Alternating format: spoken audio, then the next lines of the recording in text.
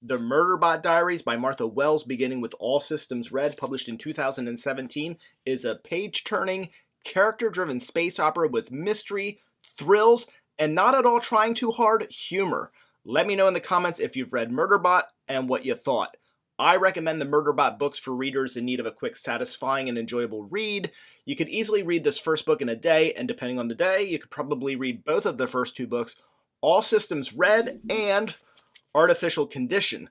I recommend the Murderbot Diaries for readers new to science fiction because of the length, accessibility, the right amount of intriguing science fiction elements, and action that really gets going in just the first 5 pages. I recommend Murderbot, of course, to fans of space opera and artificial intelligence. Finally, I recommend Murderbot for the more seasoned science fiction reader as a companion read or a palate cleanser to match with your heavier, dense, hard science fiction reads.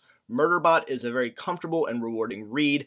It's easy without being simplistic. Approaching this as a series review, I've decided it makes the most sense to focus on summarizing the initial world, the story, and the character of Murderbot and avoid spoilers. When I get to my 5 likes and dislikes section at the end of the episode, I'll limit my thoughts to Book 1 and Book 2 and only share spoilers for Book 1, All Systems Red. All Systems Red is all Murderbot all the time.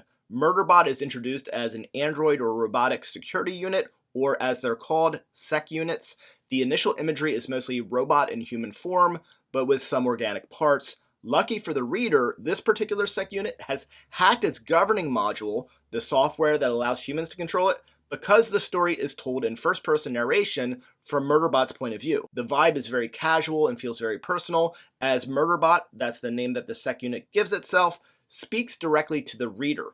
Also lucky for the reader, Murderbot has a captivating personality. The construct is witty, self-deprecating, and feels very authentic. Sec units, their behavior, emotions, personalities are presumably tethered and thus not fully sentient by the governing module. They are assigned to accompany and protect human crews of scientists and surveyors on missions to various planets. The world building is not huge in the first 2 books. There's clearly space and terraformed worlds setting.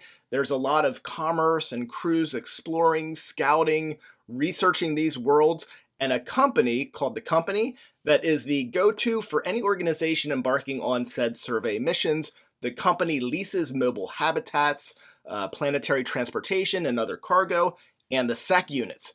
Murderbot jokes that its only purpose, pre-hack that is, was to protect, battle, and murder as needed or ordered.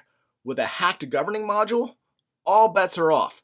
All things being equal, Murderbot would prefer to hide behind its face mask, be left alone far away from uncomfortable humans, and watch dramatic space operas for hours on end. How charming, right? Fat chance. In All Systems Red, Murderbot is assigned to a crew working on a terraformed planet. From the get-go, there is a deadly force that attacks the crew, nefarious other individuals, dangerous terrain, and maybe some sort of conspiracy. The crew needs a security unit, a Murderbot, not a couch potato. Murderbot steals the show. Being a novella, very little time is spent making any of the other characters interesting, save perhaps the leader of the crew, Dr. Mensa. This means that the stage is all Murderbots.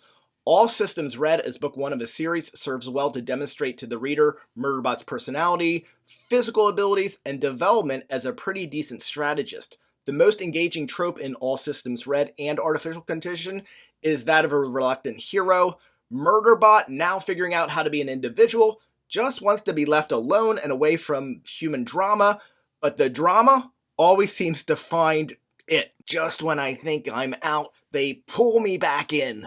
If you want to hop out before I get to the spoilers, this is the time to do so. If you're sticking around, let me pull you back in with my 5 likes and 5 dislikes for the Murderbot Diaries, specifically focused on the engaging, thrilling, and nearly unputdownable All Systems Red and Artificial Condition. Like number 1, Murderbot's inner thoughts are low-key funny. Wells is not trying too hard. How the character is matched to awkward situations really sets up the funny moments, and it feels authentic. Dislike number 1, in the first book, the final battle scene, if you can even call it that, is super anticlimactic. It's not super vivid, and it all happens too fast. The pacing just didn't work for me. Dislike number 2, expanding on dislike 1, the plot is very basic, and the suspense built around an almost impossible situation with overwhelming odds suggests an eventual big payoff in the form of some brilliant strategy and some really great action. The story never delivers on that promise. Dislike number 3, both All Systems Red and Artificial Condition work as good, mostly standalone novellas. As standalones, they are somewhat limited in the same manner many novellas are. As part of a series, they feel, of course, very episodic, and I can't shake the feeling that each of the first 3 novels should be just one novel. When I think of the first 2 books winning awards, it's awkward to me because it feels like it's the first third of a book and then the second third of a book, but I'm not going to lose sleep over that. Like number 2, Murderbot is believable in the fish out of water role. It feels very human, but also alien at the same time. I keep expecting it to think and act as I would expect any human to think and act, and they don't. I almost wouldn't blame the author if she eventually gave in, but she doesn't. She's very consistent, and it serves the series very well. Like 4 and dislike 4, this is me again being snippy, but when All Systems Red first came out, it was billed with a cliche, one that I'm also guilty of overusing. This is a story about what it means to be human. Off the top of my head, I'm already thinking of 3 books that came out in the last 2 years, championing the same slogan. I happen to use the cliche a bit as well because I'm often talking about books by Isaac Asimov, Arthur C. Clarke, Philip K. Dick, and other authors who were absolute masters in that category. It's a bit of a nuance and it's semantics, but I feel it's more accurate to edit the slogan more along the lines of Murderbot also dips into the theme of what it means to be an individual, or at times examines how an individual faces adversity. It falls under the what it means to be human umbrella, but that's a much bigger load to haul, and the first few books of the series don't quite reach that high. I do love in the series that Murderbot remains the focus, and its struggle to find an identity, especially in the face of being different or an other, is handled really, really well and always guarantees that each book will have a lot of heart. Dislike number 5, there is something missing. Tell me there's a new robot-focused science fiction book receiving accolades, and you immediately have my attention. Murderbot made it on my top 210 list, and you can watch Jess Owens via Cameo praising it on that episode. The reason that I like the book so much, it has to do with the vibe, the setting, and the character, and not because of the artificial intelligence angles. I'm never going to read a robot science fiction book and not expect lots of inventive tech and deep examination about the rules governing that tech.